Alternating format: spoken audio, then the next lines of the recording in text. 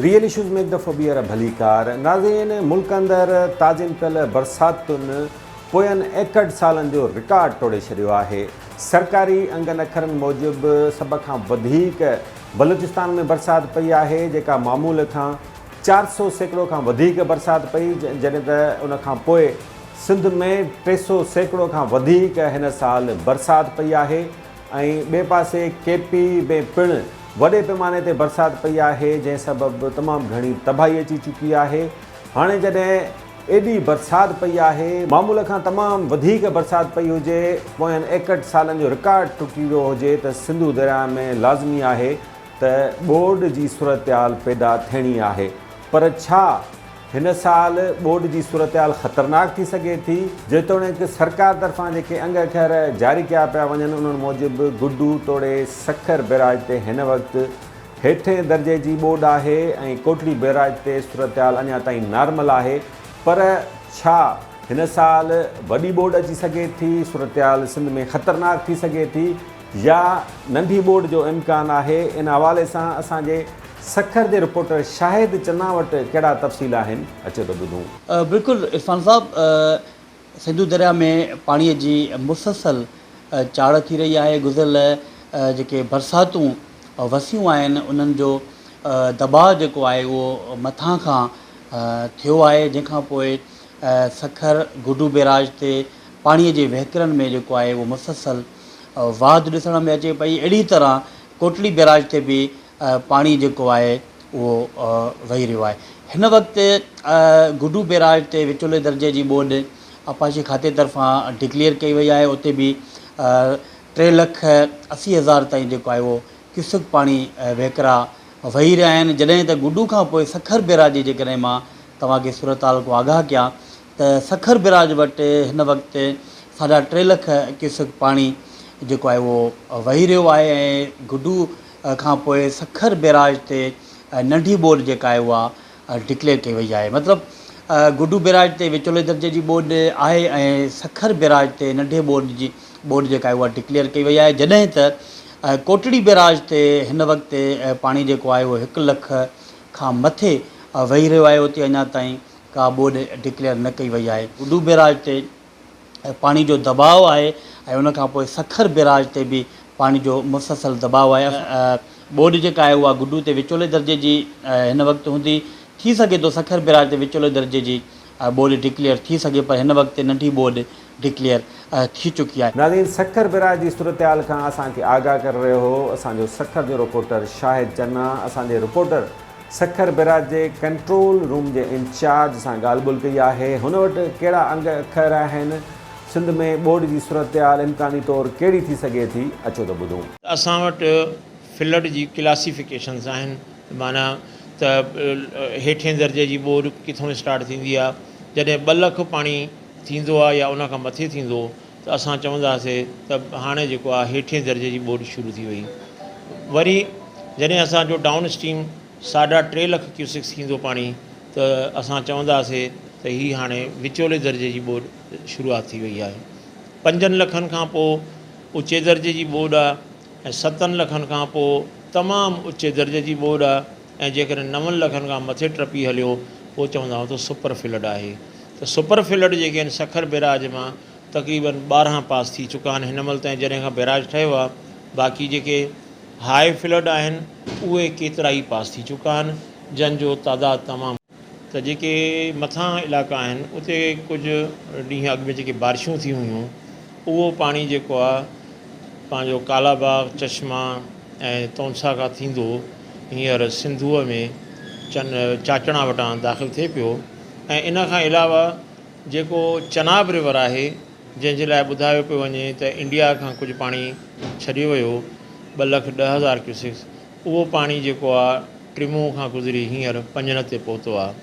सो उहो पाणी गॾिजी करे ऐं तौंसा जो पाणी त एक्सपेक्टेड इहो ई आहे त ईंदड़ 3 या 4 ॾींहंनि जे अंदरि गुड्डू बैराज इम्कान आहे त हेठें दर्जे खां विचोले दर्जे जी ॿोॾ में वञी सघे थो, यानी 4 लख खां मथे थी सघे थो। पर ज़रूरी न आहे त इहो थिए, पर हिकिड़ो इम्कान आहे त ॿई पाणी गॾिजी विया त इहो थींदो। ऐं पोइ जेकॾहिं इहो पाणी गॾिजी वियो त विचोले दर्जे जी ॿोॾि थींदी, बाक़ी सखर बैराज ते फ़िलहालु जेका उहा हेठिएं दर्जे जी ॿोॾि रहंदी। एक्चुअली सखर बैराज जेको आहे 1932 में क़ाइमु थियो ऐं इन जी कुल गुंजाइश पाणी गुज़ारण जी हुई 15 लाख क्यूसेक्स, पर कुझु टेक्निकल सबबनि जे करे 10 गेट जेके आहिनि 1942 में मुकमिल तौरु बंदि कया विया।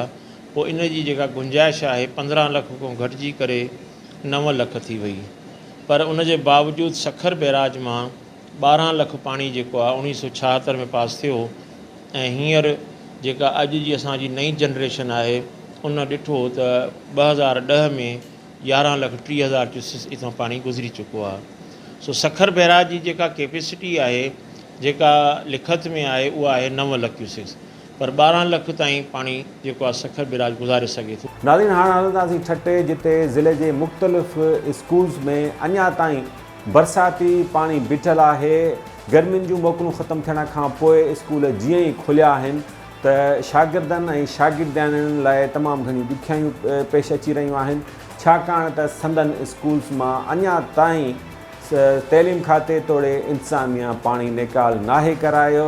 ख़ासि तौरु ठटे जे गवर्नमेंट गर्ल्स हाई स्कूल जी सूरत तमामु ख़राबु आहे, जिते केतिरा ई फुट पाणी बीठल आहे। स्कूल ॼण त कचरा कुंडी बणिजी वियो आहे। इन हवाले सां तफ़सीली तौरु आगाह कंदो असांजो ठटे जो reporter Rashid Jakhro. Union council Kalri, union council Chhatochan, union council Jangri, union council Jirak, union council Sonda, town committee Garo, तोड़े मीरपुर साकरे समेत सवे स्कूल पानी के हेठ स्कूलों में पढ़ंदड़ हज़ारे ॿारड़ा तालीमी सहूलतन का महरूम आहिनि, पर पाण हिन वक़्तु जंहिं स्कूल ते बीठा आहियूं उहो ठटे जे सवे न्याणी जो मुख्य school government girls high school Shirazi मोला है, जिते बरसात उन्हनि खे सख़्तु मुतासिर कयो आहे, पर पंहिंजे हंधि बीठा आहियूं। उहो ठटे जे कमर्शियल एरियानि जे किचरा कुंडी बणियल आहे, जंहिं सबबु सवे शागिर्दियाणियूं सख़्तु परेशान आहिनि। हिन स्कूल जे बरसाति पवण जे करे स्कूल में नेकाल न हुजण सबबु स्कूल जे चौदीवारी में पाणी गोॾे जॾो पाणी बीठल आहे। स्कूल में गंदगी, बदबू ऐं मच्छरनि जो आज़ार वधी वियो आहे, जॾहिं त शहर जे कमर्शियल एरियानि जो समूरो गंद किचिरो बि हिन स्कूल जी मेन गेट ते उछलायो वञे थो, जंहिं सबबु हिन स्कूल में पढ़ंदड़ शागिर्दियाणियूं सख़्तु परेशान आहिनि। असां हिननि शागिर्दियाणियुनि सां बि ॻाल्हाईंदासीं, पर तव्हांखे ॿुधाईंदो हलां त स्कूल जी बाउंड्री वाल में असेंबली जे एरियानि में थोरे क्लास रूमनि में पाणी अची वियो आहे। शागिर्दियाणियूं जे पंहिंजा हिकिड़ा अनोखा रस्ता ठाहे हिन स्कूल में दाख़िल थियनि थियूं, बेंचनि जे मथां चढ़ी स्कूल में दाख़िल थियनि थियूं, पर ज़िले जे हेड क्वार्टर वारे हिन स्कूल जी इहा हालत आहे त उन मां असां अंदाज़ो लॻाए सघूं था त ॿारहाड़ियुनि जे स्कूलनि जी कहिड़ी हालत हूंदी। नाज़रीन, असांजो ठटे जो रिपोर्टर रशीद जाखरो ठटे ज़िले जे स्कूल्स मां अञा ताईं बरसाती पाणी निकाल नाहे थी सघियो, इन हवाले सां आगाह करे रहियो हो असांजे reporter. Government girls high school ठटे जी शागिर्दियाणियुनि सां ऐं उतां जी टीचर सां ॻाल्हि ॿोल कई। हू पंहिंजी दर्द कथा कीअं थियूं ॿुधाइनि, अचो त ॿुधूं। ऐं इहे चवणु थी चाहे की असां वटि एतिरो पाणी आहे जो असांजे लाइ का शइ जी सहूलियत कोन्हे। एॾो गंदो पाणी आहे, मच्छर आहिनि, क्लासुनि में छित किरी पिया आहिनि, असां कीअं वियूं। असां महिरबानी करे असांखे तालीम खां न खसियो, महिरबानी करे असां स्कूल जी सफ़ाई करायो ऐं निकाल जेको गंदो पाणी आहे उहो गंदो पाणी कढी ऐं मच्छर जो स्प्रे करायो वञे, जीअं असां सुठी तरीक़े सां तालीम हासिलु करे सघूं। असीं गुज़िरियल 3 ॾींहंनि खां स्कूल अची रहिया आहियूं ऐं असांजे स्कूल में हेतिरो गंद पाणी किचिरो हीअ सभु आहे, गटर आहे, असांजा रोज़ ड्रेस ख़राब था थी वञनि ऐं मच्छर जो हेतिरो हमिलो आहे, मतिलबु असांजी पढ़ाई बि कोन पई थी सघे। जेकी भितूं आहिनि हुननि मां रेती मिट्टी हे सभु किरनि पियूं, जाम सारो मच्छर आहे। हिन जे करे असांजी उस्तादियाणियूं असांखे एडजस्ट करे विहारे वेठियूं आहिनि, बट असीं पढ़ी सही तरह नथा सघूं। ऐं असांजो गवर्नमेंट सां इहो ई मुतालो आहे त जल्द सां जल्द असांखे पाणी ख़तमु करे ॾियो ऐं ताकी असीं असांजी पढ़ाई जारी रखी सघूं ऐं पंहिंजी स्कूल जी सफ़ाई लाज़मी आहे, इन करे असांखे प्लीज़ पाणी कढाए ॾियो। असांजे स्कूल में मुसलसल 3 ॾींहं खां अचूं पिया, ते पाणी आहे, अड़े मच्छर आहिनि ऐं गंदगी एतिरी आहे त असांजा माण्हू असांखे स्कूल में मोकिले नथा सघनि। ऐं नालो छा गाॾी वारा अंदरि अची पोइ ई स्कूल में दाख़िल थींदा आहिनि ऐं क्लास में वियूं था त एॾा मच्छर आहिनि ऐं इन करे असांखे मलेरिया थी सघे थी, बीमारी थी सघे थी। इन करे असांजा वालिद असांखे छॾे नथा सघनि ऐं स्कूल जा चापरा वारी किरनि था त असीं क्लास में वेही नथा सघूं। इन करे असां गवर्नमेंट खां इहा आहे त असांखे मच्छर मारण जी दवा ऐं पाणी कढण लाइ सहूलियत ॾिए ऐं जल्द खां जल्दी सामान सभु कुझु करे सघे त असीं नालो छा ऐं असांखे कोर्स बि नालो छा मोकिले त असीं पंहिंजी पढ़ाई जारी रखी। असां इंटरनेशनल ॿारनि सां बि इलाही एक्टिविटियूं थियूं आहिनि, हुननि में असां अवॉर्ड खटे आहियूं। जीअं की असांजे स्कूल में मतिलबु का बि सहूलियत कोन्हे, असांजे स्कूल खे साफ़ु करे असांखे तालीम खां महिरबानी करे न खसे वञे, असांखे तालीम हासिलु करिणो आहे। ऐं असां उन करे हिते ईंदा आहियूं छोकी असांजा वालिद बि इलाही परेशान आहिनि की असां ॿारनि खे मोकिलींदा आहियूं ऐं स्कूल में का तरीक़े जी सहूलियत कोन्हे। असां बि पंहिंजे ॿारनि खे कीअं स्कूल मोकिलियूं, एॾा मच्छर आहिनि जंहिंजे करे असां बीमार थी रहिया आहियूं ऐं पाणी मां असां कीअं अचूं स्कूल।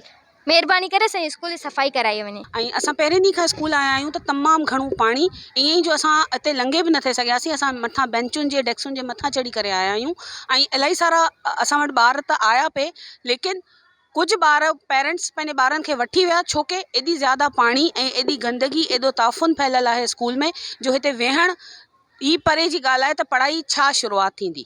पढ़ाई शुरूआति तॾहिं थी जॾहिं असांखे किताब मिलनि, न किताबनि जो को बंदोबस्तु आहे, न ई का ॻाल्हि आहे छोकी उहे पब्लिश थी हुकूमत जी तरफ़ां मिलंदा आहिनि। प्लस असांजे स्कूल में बारिश जो पाणी हिन साल जी ॻाल्हि न आहे, हर साल इहो ई मसइलो हूंदो आहे ऐं हर साल चवण कराए तमामु घणी महिनतुनि सां पाणी जॾहिं निकिरंदो आहे त असांखे पंहिंजी स्कूल जे लाइ हिकिड़ो मुस्तक़िल इंतिज़ाम खपे, मुस्तक़िल ड्रेनेज जो सिस्टम खपे जेको इन मसइले खे बार बार वरझाइण जे बजाए उनजो मुस्तक़िल इंतिज़ाम कयो वञे ताकी इहो मसइलो, इहे ख़ाली पाणी न आहे बीठल, उन सां गॾु तमामु घणियूं बीमारियूं, मच्छर, डेंगी हींअर तमामु घणो आम आहे, डायरिया तमामु घणो आम आहे। त मासूम ॿार कहिड़ा माइट चाहींदा त असीं पंहिंजे ॿारनि खे तालीम हासिलु करण बाद जो पहिरीं सिहत त हुजे न, बुनियादी सहूलियतूं असांजे स्कूल में मौजूदु न आहिनि। नाज़रीन, वक़्तु थियो आहे ब्रेक जो। ब्रेक खां पोइ कुझु ॿियनि मामलनि जो जाइज़ो वठंदासीं। ॾिसंदा रहो रियल इश्यूज़।